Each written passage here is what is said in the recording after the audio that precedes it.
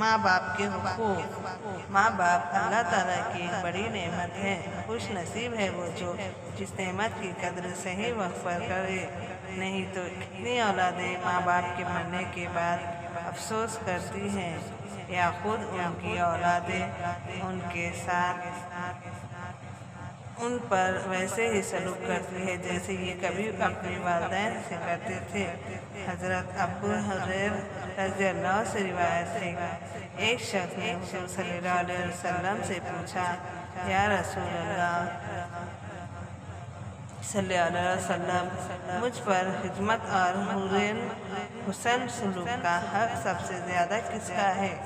آپ نے ارشاد فرمایا، تمہاری ماں کا، پھر تمہاری ماں کا، پھر تمہاری ماں کا، اس کے بعد تمہارے باپ کا، اور اس کے بعد تمہارے رشتہ دار کا، پھر جو ان کے بعد قریبی ہو۔ آپ صلی اللہ علیہ وسلم نے فرمایا، اپنے ماں باپ کے ساتھ نیکی کرو تاکہ تمہاری اولادیں بھی تمہارے ساتھ نیکی سے پیش آئیں۔ والدین کے ساتھ حسن سلوک کرنا۔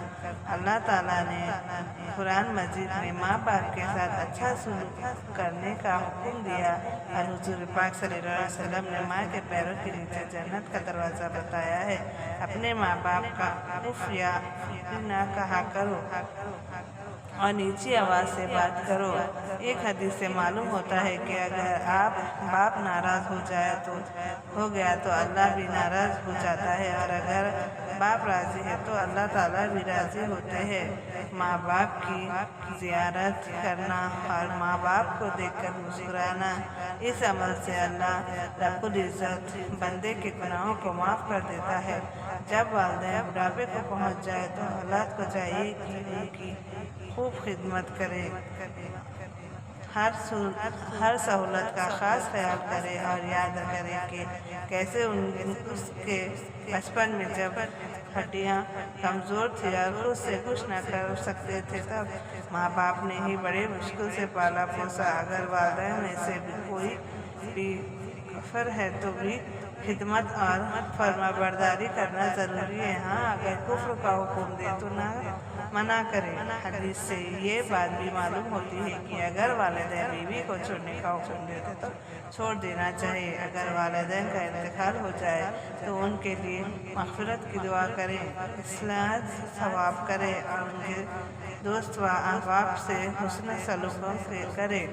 نبی کریم صلی اللہ علیہ وسلم جب جنت میں تشریف لے گئے تو جنت میں قرآن سے آواز آئی۔ آپ صلی اللہ علیہ وسلم نے فرمایا، یہ کون تلاوت کر رہا ہے؟ تو فرشتوں نے کہا، نعمان بن حارثہ۔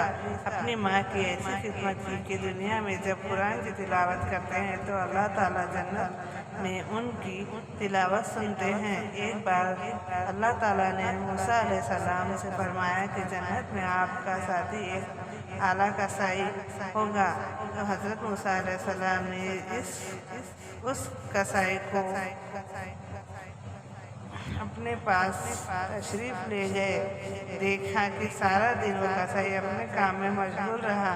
جب شام ہوئی تو تھوڑا گوشت لیا اور وہاں سے نکلا۔ حضرت موسیٰ علیہ السلام نے اس کے پیچھے گئے۔